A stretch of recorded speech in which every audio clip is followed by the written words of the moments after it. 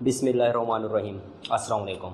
अच्छा बच्चे, जो आज का हमारा जो टॉपिक है ना वो है सेल मेम्ब्रेन। आज का जो हमारा टॉपिक है वो है सेल मेम्ब्रेन। आज का जो हमारा टॉपिक है ना वो सेल मेम्ब्रेन है। हमने सेल मेम्ब्रेन को डिटेल से देखना है, हमने इसके मॉडल्स पढ़ने हैं कि मॉडल्स किसने कब पेश किए और सेल मेम्ब्रेन के स्ट्रक्चर के बारे में पढ़ना है इस टॉपिक में ना।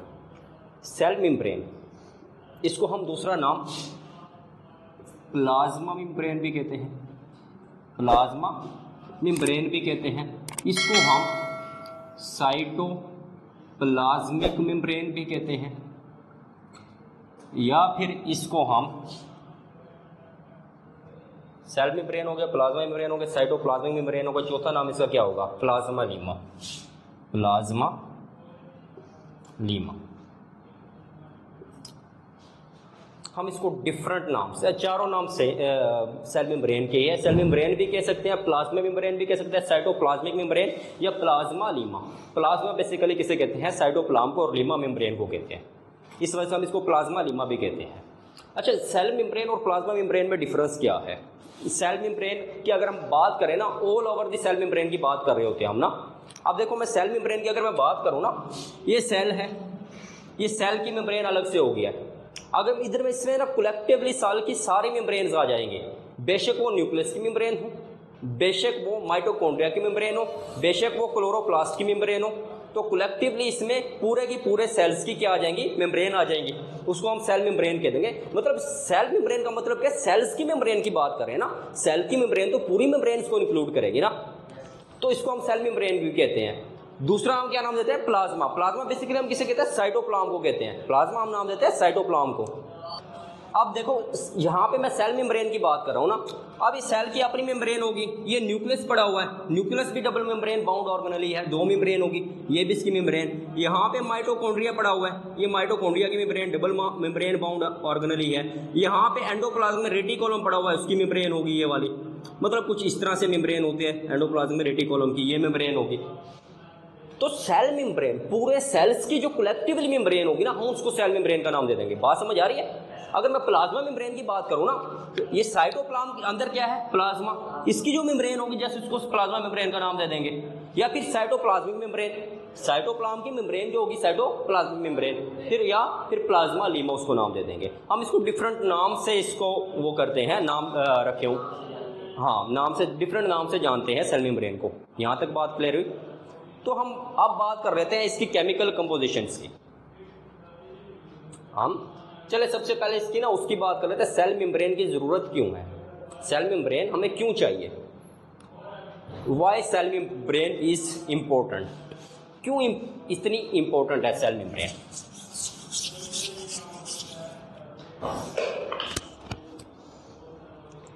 ये क्या होगी? अगर मैं बात करूं, आउटर मोस्ट बाउंड्री होगी। आउटर मोस्ट बाउंड्री किन की होगी? एनिमल सेल्स की, एनिमल सेल्स की। अगर मैं प्लांट सेल्स की बात करूं ना, अगर मैं प्लांट सेल्स की बात करूंगा, इनकी जो आउटर मोस्ट बाउंड्री होगी ना, आउटर मोस्ट बाउंड्री वो क्या होगी? वो होगी सेल वॉल। जितने भी एनिमल हैं उनके सेल्स की जो आउटर मोस्ट बाउंड्री होगी वो क्या होगी? Cell membrane. अब देखो, सेल मेम्ब्रेन बेसिकली क्या होते हैं? लिविंग होती है, फ्लेक्सिबल होती है, लेकिन वहीं सेल वॉल की बात करें, टफ और हार्ड और रिजिड होती है। अब प्लांट्स को तो सपोर्ट चाहिए होती है ना, इरेक्शन चाहिए होती है ना, तो उनको रिजिडिटी चाहिए। हमने मूवमेंट करनी है, हमने एक जगह से दूसरी जगह जाना है, तो हमारे अंदर फ्लेक्सिबिलिटी होनी चाहिए, तो हम मूवमेंट कर पाएंगे ना। तो इसलिए हमें क्या चीज़ चाहिए? सेल मेम्ब्रेन चाहिए हमें। तो इसलिए सेल मेम्ब्रेन हमारे लिए ज़रूरी है। अब देखो, सेल मेम्ब्रेन की इंपॉर्टेंस क्या है। अब ये सेल है, अगर मैं सेल मेम्ब्रेन की इंपॉर्टेंस की बात करूं, ये सेल है, ये सारा की सारा सेल के अंदर क्या भरा हुआ है? सेल के अंदर क्या भरा हुआ है? साइटोप्लाज्म क्या है? फ्लूइड है ना। अगर मैं सेल मेम्ब्रेन को यहां से ब्रेक कर दूं, क्या ये फ्लूइड को कवर कर पाएगी? फ्लूइड तो कवर नहीं हो पाएगा ना। हमने बेसिकली क्या करना है? उस फ्लूइड को कवर करके रखना है। अब एक चीज आपने नोटिस किया है, जितने भी ऑर्गेनेलीज है ना, जितनी भी ऑर्गेनेलीज, अगर उनके सेंटर के अंदर फ्लूइड पड़ा हुआ है तो उनके अराउंड मेम्ब्रेन है। फॉर एग्जांपल अगर मैं बात करता हूं ना यहाँ पे माइटोकॉन्ड्रिया की अगर बात करूं, डबल मेम्ब्रेन बाउंड ऑर्गेनेली है, इसके जो अंदर फ्लूइड पड़ा हुआ है उसको हम क्या नाम देते हैं, मैट्रिक्स का नाम देते हैं, माइटोकॉन्ड्रियल मैट्रिक्स का नाम देते हैं। फ्लूइड है तो इनक्लोज किया हुआ, अगर फ्लूइड ना होता, अगर यहाँ पे सॉलिड होता, क्या उसे इनक्लोज करने की जरूरत थी, इनक्लोज करने की जरूरत ही ना पड़ती। यहीं पे अगर मैं न्यूक्लियस की बात करूं, न्यूक्लियस भी डबल मेम्ब्रेन बाउंड इन ऑर्गेनेली है, तो इसके अंदर भी न्यूक्लियर मटेरियल पड़ा हुआ है, ये भी फ्लूइड है ना, डबल मेम्ब्रेन ने इनक्लोज किया हुआ है। इसी तरह एंडोप्लाज्म में रेटिकुलम की बात कर लें, या इसी तरह क्लोरोप्लास्ट की बात करें, क्लोरोप्लास्ट के सेंटर में स्ट्रोमा पड़ा हुआ है, वो भी फ्लूइड है, उसको भी मेम्ब्रेन ने इनक्लोज किया हुआ है। अब बताओ क्या राइबोसोम मेम्ब्रेन बाउंड ऑर्गेनेली है? नहीं है ना, सॉलिड है ना, इस वजह से मेम्ब्रेन की हमें जरूरत ही नहीं है, मेम्ब्रेन की जरूरत नहीं है। जहां जहां पे हमें फ्लूइड होगा ना सेल के अंदर, उसको कवर करने के लिए ना हमें क्या चीज चाहिए होगी, मेम्ब्रेन चाहिए होगी। उस मेम्ब्रेन को हम क्या नाम दे देते हैं, सेल मेम्ब्रेन या प्लाज्मा मेम्ब्रेन का नाम दे देते हैं। यहां तक बात क्लियर, इंपॉर्टेंस पता चल गई। अब नेक्स्ट चलते हैं, केमिकल कंपोजिशन की बात कर लेते हैं।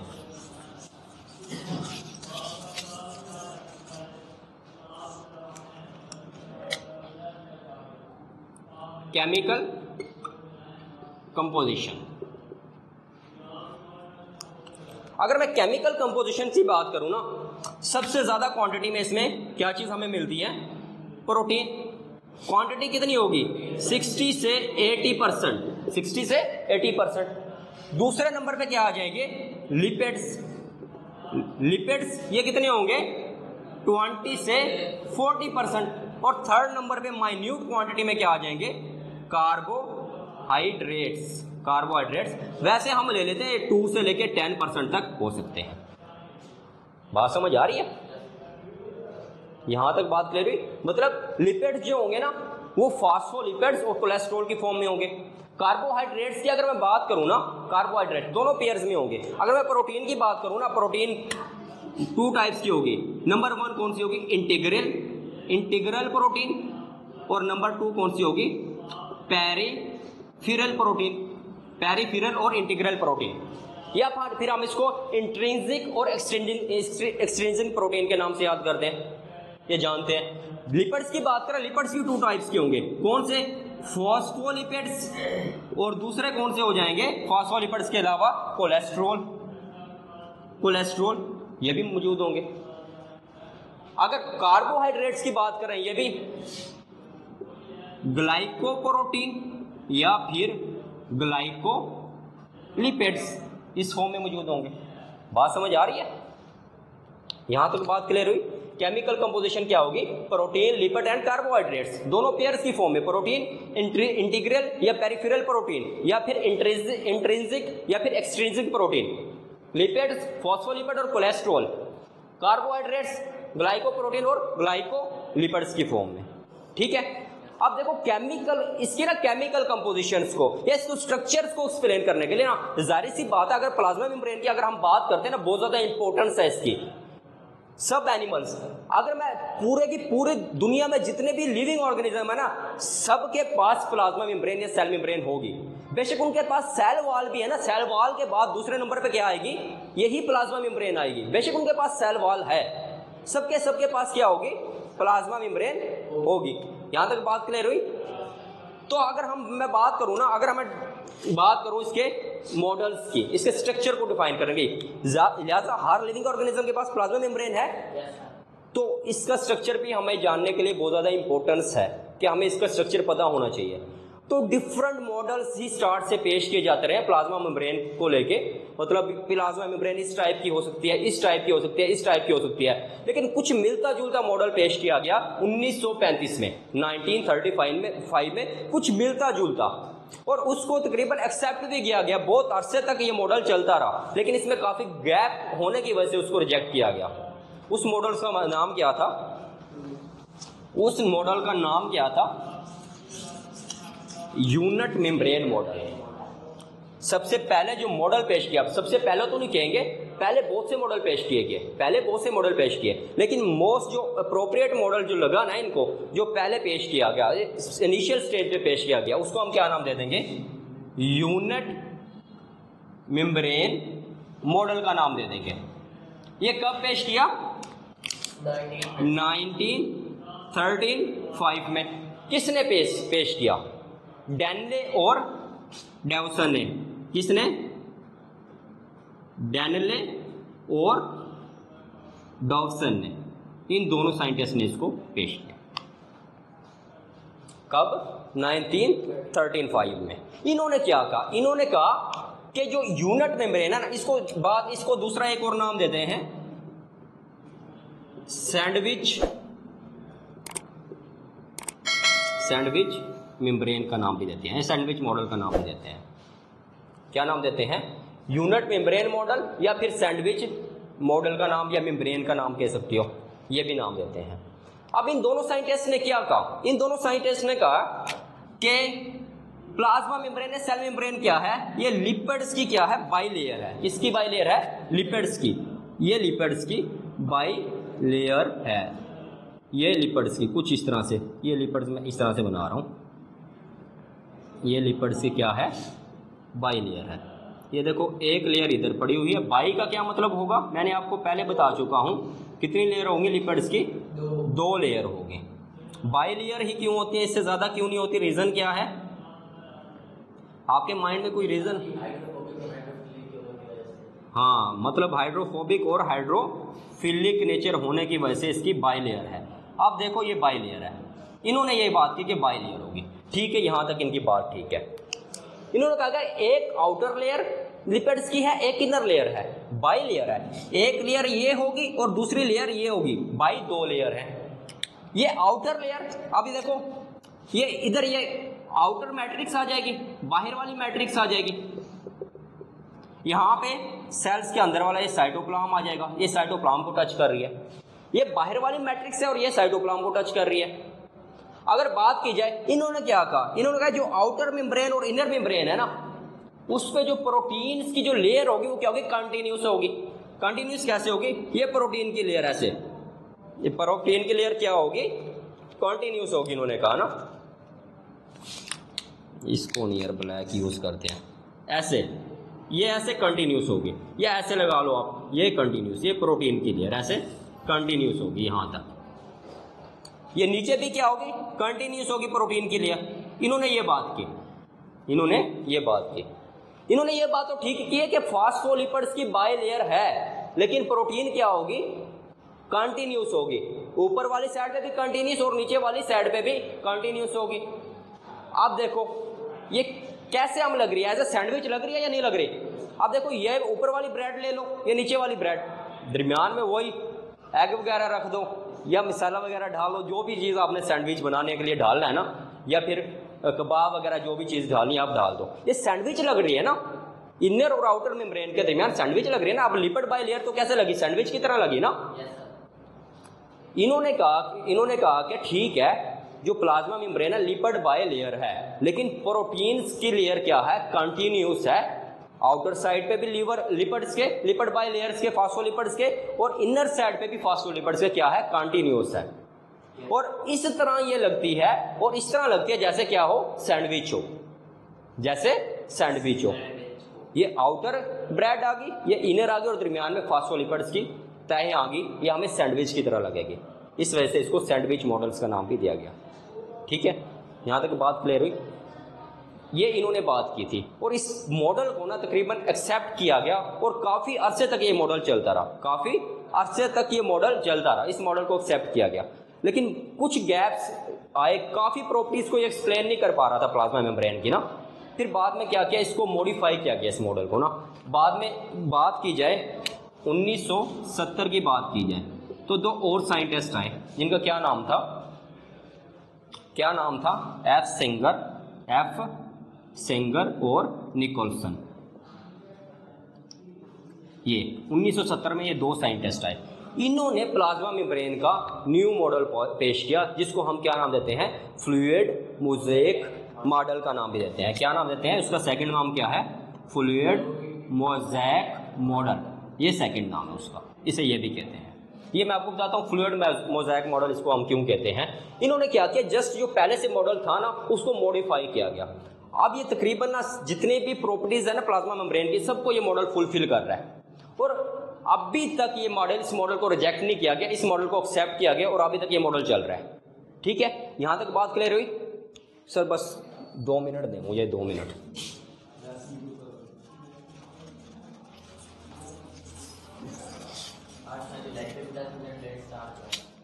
अच्छा, इन्होंने क्या कहा, इन्होंने ना इसी मॉडल को एक्सटेंड कर दिया, थोड़ा सा ना मॉडिफाई कर दिया। इन्होंने कहा ठीक है लिपिड बाय लेयर है, मान लेते हैं, इसने सही बात किया, क्या है, लिपिड बाय लेयर है, 2 लेयर है लिपिड की, ये इसने बात इन्होंने सही की है, ये लिपिड बाय लेयर है, ये इन्होंने बात की, ये इस तरह से, ये इस तरह से। इन्होंने कहा ठीक है, ये बात तो इन्होंने ठीक कर दी कि जो प्लाज्मा मेम्ब्रेन है लिपिड बाय लेयर है, 2 लेयर है, लेकिन जो प्रोटीन की इन्होंने सीक्वेंस बताई है ना, ये सही नहीं बताई, ये सही नहीं बताई, ये गलत बताई है। प्रोटीन उसने कहा कि, उन्होंने कहा कि प्रोटीन्स क्या होगी, प्रोटीन्स की लेयर कंटिन्यूस होगी, कंटिन्यूस होगी, आउटसाइड भी फॉस्फोलिपिड के और इनसाइड भी फॉस्फोलिपिड्स के कंटिन्यूस होगी। लेकिन इन्होंने कहा कि जो प्रोटीन्स की जो लेयर होंगी या प्रोटीन्स होगी वो कंटिन्यूस नहीं होगी, वो बल्कि डिसकंटिन्यूस होगी। डिसकंटिन्यूस होगी कैसे? कुछ प्रोटीन्स तो ऐसी होंगी जो कंप्लीटली प्लाज्मा मेम्ब्रेन को क्या कर जाएंगी, पेनिट्रेट कर जाएंगी, कंप्लीटली क्या कर जाएंगी, पेनिट्रेट कर जाएंगी। कुछ प्रोटीन ऐसी होंगी जो कंप्लीटली पेनिट्रेट कर जाएंगी, हम उन प्रोटीन को क्या नाम दे देंगे, इंटीग्रल प्रोटीन, इंटीग्रल प्रोटीन, या फिर दूसरा क्या नाम दे देंगे, इंट्रिंसिक प्रोटीन, इंट्रिंसिक प्रोटीन का नाम दे देंगे, ये नाम दे देंगे, कंप्लीट जो पेनिट्रेट कर रही है। दूसरा उन्होंने क्या कहा, ये फॉस्फोलिपिड्स हैं। दूसरा इन्होंने क्या कहा, इन्होंने कहा कि दूसरे टाइप्स की जो प्रोटीन होती है ना, कुछ प्रोटीन्स ऐसी होती हैं जो कि पेरिफेरल पोजीशन पे मौजूद होती है, जो यहाँ पे ऐसे मौजूद होंगी, ऐसे लगी होंगी, इस तरह से, इस तरह से। वो इनसाइड भी हो सकती है, आउटसाइड भी हो सकती है, फॉस्फोलिपिड्स के बाहर वाली साइड पे हो सकती है, और साइटोप्लाज्म वाली साइड पे भी, अंदर वाली साइड पे भी हो सकती हैं। इन प्रोटीन्स को हम क्या नाम दे देंगे, इन प्रोटीन को उन्होंने नाम दिया, क्या नाम दिया उन प्रोटीन को, एक्सट्रिंसिक, एक्सट्रिंसिक, और दूसरा क्या नाम दिया, पेरिफेरल प्रोटीन का, पेरिफेरल या एक्सट्रिंसिक या फिर पेरिफेरल प्रोटीन का नाम दिया। यहां तक बात क्लियर हुई? ये यहां तक क्लियर होगी या नहीं हुई? अब देखो फिर फर्दर इसको, इस मॉडल को फर्दर मॉडिफाई किया गया। फर्दर कैसे मॉडिफाई किया गया कि ठीक है प्रोटीन्स होती हैं, प्रोटीन्स के अलावा इसमें हमें और क्या चीज मिलते हैं, इसमें हमें कार्बोहाइड्रेट्स भी मिलते हैं। क्या मिलते हैं? कार्बोहाइड्रेट्स। वो कार्बोहाइड्रेट्स हमें फ्री फॉर्म में नहीं मिलते, वो कार्बोहाइड्रेट्स हमें फ्री फॉर्म में नहीं मिले, या तो वो लिपिड्स, फॉस्फोलिपिड्स के साथ अटैच होंगे या फिर वो प्रोटीन के साथ अटैच होंगे। कार्बोहाइड्रेट्स यहाँ पे फॉर एग्जांपल यहाँ पे अटैच होंगे, इधर अटैच हो जाएंगे, ये फॉस्फोलिपिड के साथ अटैच हो जाएंगे इस तरह से, या फिर दूसरा कहाँ पे अटैच हो जाएंगे, इन प्रोटीन्स के साथ अटैच हो जाएंगे इस तरह से, इस तरह से प्रोटीन्स के साथ अटैच हो जाएंगे। जो लिपिड्स के साथ अटैच हो जाएंगे कार्बोहाइड्रेट्स, उसको हम क्या नाम दे देंगे, उसको हम ग्लाइकोलिपिड्स का नाम दे देंगे। जो प्रोटीन के साथ अटैच हो जाएंगे उसको हम क्या नाम दे देंगे, ग्लाइकोप्रोटीन का नाम दे देंगे। ग्लाइको का मतलब क्या है, कार्बोहाइड्रेट्स, और प्रोटीन, प्रोटीन के साथ। ठीक है, यहां तक बात क्लियर हुई। उसके अलावा जो यूकैरियोटिक सेल्स होते हैं ना, यूकैरियोटिक सेल्स होते हैं, उनके जो फॉस्फोलिपिड्स के दरमियान में कोलेस्ट्रॉल्स भी मिलता है। क्या मिलता है? कोलेस्ट्रॉल्स भी हमें मिलता है फॉस्फोलिपिड्स के दरमियान में, इस तरह से यहाँ पे पड़ा होता है। अब कोलेस्ट्रॉल्स क्या करता है, कोलेस्ट्रॉल एज ए बफर काम कर रहा होता है। क्या काम कर रहा होता है? एज ए बफर काम कर रहा होता है। ये बेसिकली फ्लेक्सिबिलिटी प्रोवाइड कर रहा होता है, किसको? प्लाज्मा मेम्ब्रेन को फ्लेक्सिबिलिटी प्रोवाइड कर रहा है। अगर टेम्परेचर कम हुआ फिर भी उसने बैलेंस रखनी है इसकी फ्लेक्सिबिलिटी, अगर टेम्परेचर ज्यादा हुआ फिर भी उसने इसकी फ्लेक्सिबिलिटी को बैलेंस करके रखना है। किसने? कोलेस्ट्रॉल्स ने। यहां तक बात क्लियर हुई? ये किसने मॉडल पेश किया था, फ्लूइड मोज़ेक मॉडल्स, किसने? एफ सेंगर और निकोलसन ने, कब? 1970 में। अब इसको हम फ्लूइड मोज़ेक मॉडल क्यों कहते हैं, फ्लूइड मोज़ेक मॉडल क्यों कहते हैं? अब देखो फॉस्फोलिपिड क्या है, एज ए फ्लूइड होता है। क्या होता है? As a fluid. तुझे क्या लगता है जो फॉस्फोलिपिड्स है ये ऐसे ही रहते हैं? फॉस्फोलिपिड जैसे बने हुए ऐसे ही होंगे? अब देखो फॉस्फोलिपिड एक ऐसे होता है, दूसरा जगह ही नहीं है।